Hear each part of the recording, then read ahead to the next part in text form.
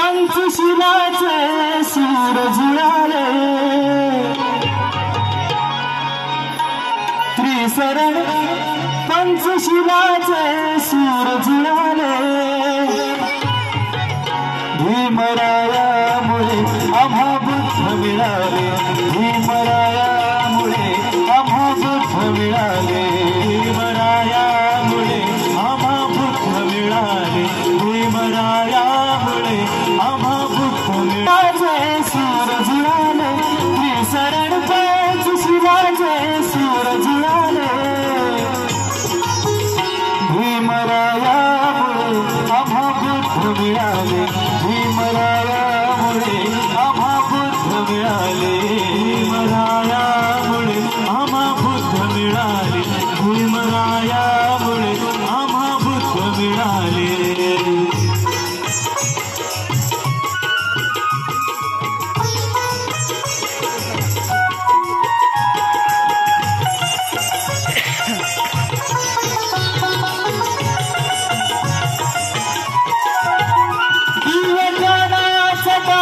प्रकाश दीन दुबळ्यांचा केला विकास दीन दुबळ्यांचा केला विकास दीन दुबळ्यांचा केला विकास दिव्यज्ञानाचा पाऊली प्रकाश दीन दुबळ्यांचा केला विकास दीन दुबळ्यांचा केला विकास दीन दुबळ्यांचा केला विकास अज्ञानाचे सूरते दूर पळाले अज्ञानाचे सूरते दूर पळाले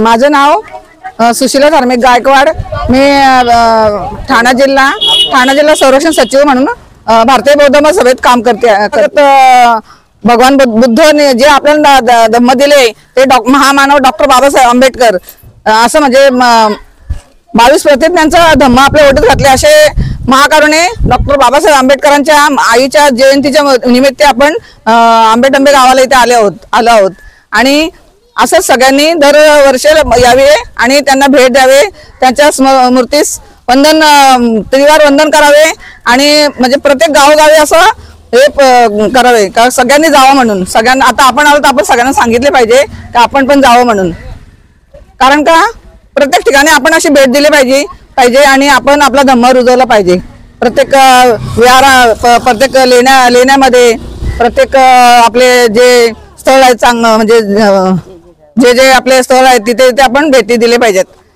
एवढे बोलून मी इथेच थांबते जय भीम नमो बुद्धाय जय संविधान अशोक भोईर भिवंडी तालुक्यामध्ये भारतीय बौद्ध महासभा भिवंडी तालुक्याची महिला अध्यक्ष आहे मी आणि आंबेटंबे गावाला जी भेट दिली एवढं छान वाटलं की आम्ही आमच्या आजोळी आलोत बाबासाहेबांमुळे जे आम्हाला धम्म मिळाला आणि बाबासाहेबांच्या आज आईच्या गावाला आम्ही आलोत आम्हाला फारच आनंद झाला नेहमी आम्ही वरणगावला जातोय पर्यटन करून पण या वारीला आम्ही असं सोचलं की आपल्याला भीमाईचं गाव बघायचं आणि बघण्यासारखं आहे छान वाटलं पाठीमागे विहार आहे विहारामध्ये वंदना घेतली आणि जुने जे लोक आहेत त्यांची भेट घेतली छान वाटलं आणि नेहमी पर्यटन इकडेही निघावा असं वाटतंय आम्हाला जय भीम देशाला संविधान दिलं देशाला एक करण्यासाठी आपल्याला खूप मोठं योगदान दिलं त्या महामानवाच्या आईचं हे गाव आहे आणि जयंती म्हणा त्या निमित्ताने आपण या गावाला भेट दिलेली आहे आणि ती भेट देऊन खूप आनंद झालेला आहे असंच पर्यटन स्थळ म्हणून या गावाला घोषित करावं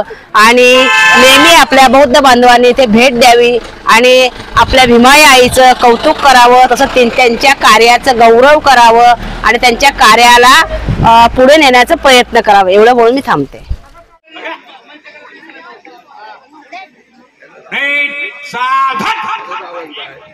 एक साथ भीमाई को और भिक्खु संघ को एक साथ सलामी देना है एक साथ सलामी दो जय भीम जय भीम जय भीम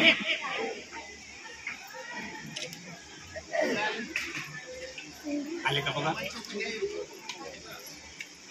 मुक्त केले बा भीमा बरगडांच्या पिंजऱ्यातून तू हृदयाला मुक्त केले, जेथे जेथे धमनी होती बा भीमा तेथे तुझे रक्त गेले. हे भीमाचं रक्त आहे. हे लातूर असो की मुरबाड असो, लातूरवरून भीमाईचं रक्त या ठिकाणी आलेलं आहे. आणि हे भीमाईची दिनदर्शिका या ठिकाणी तिचं उद्घाटन वेगवेगळ्या चळवळी उभी करून खऱ्या अर्थाने माणसांना माणसांमध्ये आणण्याचं काम केलं. अशा जो जगातला सगळ्यात बुद्धिमान माणूस म्हणून ज्याची जगाने नोंद घेतली, ज्या माणसाने हजारो वर्षाची गुलामगिरी एका संविधानाच्या जोरावरती आणि स्वतःच्या आयुष्यात संघर्ष करून ती या देशातून उलथून लावली, अशा महामानवांच्या मातोश्रींचा जन्म सोहळा आपण साजरा करतोय. हे आपल्यासाठीचं भाग्य आहे. आणि या सोहळ्याचे जे कोणी शिलेदार असतील, जे इथे आयोजित करतायत, या सोहळ्यामध्ये सहभागी असणारे तुम्ही सगळे असाल. आपण सगळे एका नव्या इतिहासाचे साक्षीदार आहेत सर. या इंग्रजी सैन्यामध्ये असलेले मुरबाडकर, खरं तर मुरबाडकर हे नाव पण खूप वेगवेगळ्या पद्धतीचे, कारण इथे ह्या प्रांतामध्ये गावावरून एकमेकांना ओळखण्याची पद्धत आहे. वाशिंदकर असेल तर वासिंदकर, मुरबाड असेल तर मुरबाडकर, पंडित आडनाव यांचं होतं. सुभेदार पदावर काम करत असल्यामुळे, इंग्रजी लोकांच्या ब्रिटिश सैन्यामध्ये उठबस असल्यामुळे इथल्या लोकांचं राहणीमान उंचावलेलं होतं आणि त्यामुळे ती पदप्रतिष्ठा इथल्या मुरबाडकर घराण्याला लाभलेली होती. तेच सेम गोष्ट, तसेच हे लोक आध्यात्मिक सुद्धा होते. तशीच तीच आहे की मग लग्न होतं आणि भीमाबाई प्रतिज्ञा घेतात की मी काही या घरी दागदागिन्याने मडल्याशिवाय या घरी मी पाऊल वगैरे ठेवणार नाही. खरं तर फार काव्यात्मक तो प्रसंग आहे. काव्यात्मक म्हणजे कसं की बाईची एक नस असते, ती नस दाबली गेली, कारण सासरच्यांनी तिला दुखावलं तर तिला त्रास होत नाही, पण माहेरचा एक शब्द तिच्या आतमध्ये जाऊन लागतो आणि तिला त्रास होतो, तर ती होते. पण जेवढी पद, जेवढी प्रतिष्ठा, आता 6 काका चुलते भावंडाची एकुलती एक पोरगी, आणि जिथे जाती येतात तेवढी तीव्र नसलेलं हे गाव आहे मुरबाड गाव. आत्ताही तेवढी तीव्रता जाती येतं नाही आहे तिथे, तर तेव्हा पण कदाचित कमी असावी असं माझा कयास आहे. तर त्या गावामध्ये वाढलेली ही निडर पोरगी चांगदेव खैरमोडे वर्णन करतात त्यांचं पहिल्या खंडामध्ये की निडर, कोणाला घाबरत नव्हती, एकदम डॅशिंग होत्या भीमाबाई. तर असली डॅशिंग भीमाबाई रामजीच्या घरात जाते तर ती गप्प बसणार आहे का? ती तिथे पण त्याच पद्धतीने तिचं वर्तणूक असते. म्हणजे असा उल्लेख आहे की रामजी बाबा तिला छेडायचे, त्यांना छेडायचे आणि गंमत बघायचे की त्या काय बडबड करतात. मग त्यांना कळलं की रामजी बाबांनी मला छेडले, मी आपली अशीच बडबड करते, मग त्या बिचारा गप्प बसायचा. तर हे तुम्हाला मी का सांगते की भीमाबाईंचं जे चारित्र्य आहे ते आपल्याला असं तुकड्यांनी सापडतं, छोटं सापडतं की एवढा विश्वमानव जो होता, ज्याने विश्वाला समता दिली, आपल्या गुलामीची बंधनं तोडली, जो कोणाच्याच बापाला घाबरला नाही, ना ब्रिटिशांना घाबरला, ना इथल्या व्यवस्थेला घाबरला, त्याची आई सुद्धा तेवढीच निडर होती, त्याची आई सुद्धा तेवढीच निर्भीक होती, इथल्या व्यवस्थेला भिडणारी होती. तर ती भीमाबाई जी होती ती का अशी झाली? कारण मुळात सधन वातावरण, दुसरी गोष्ट एवढ्या मोठ्या वाड्याची ती छानपैकी मुलगी, आणि सगळं जातीयतेचे कुठलेच चटके तिला लागले नाही थेटपणे, आणि ती मुलगी लग्न होते, रामजीच्या घरात येते. रामजीच्या घरामध्ये सुद्धा, रामजी बाबांच्या घरात सुद्धा बऱ्यापैकी आध्यात्मिक वातावरण असतं. रामानंद पंथाची दीक्षा त्यांच्या बाबांनी घेतलेली असते. घरामध्ये खूप सुंदर सुशील वातावरण असतं. नाही, कबीर पंथ नंतर येतो. आणि मग ते सगळं झाल्यावरती तिथे जातात आणि त्याच काळामध्ये रामजी बाबांना ब्रिटिश सरकार कुठे पाठवतं? नॉर्मल स्कूलला पाठवतं. कशासाठी पाठवतं? कारण ब्रिटिश सैन्यामधली जी मुलं आहेत त्यांच्या मुलांना शिकण्यासाठी शाळा निर्माण करायच्या होत्या, त्याच्यासाठी अध्यापक निर्माण करायचं होतं. म्हणजे विचार करा, आत्ता हरिनरकेने जो शोध निबंध प्रस्तुत केला ना की रामजी बाबा आणि महात्मा फुले यांचे संबंध तिथे आलेले होते, तर तो खरा संबंध आहे. म्हणून बाबासाहेबांनी कदाचित त्यांना गुरु म्हणून पण स्वीकारलं, तर तो भाग वेगळा आहे. मग नॉर्मल स्कूलमध्ये रामजी बाबा जातात, जवळजवळ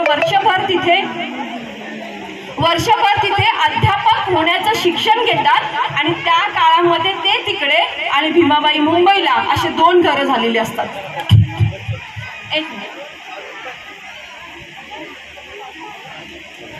अशी 2 घरं झालेली असतात.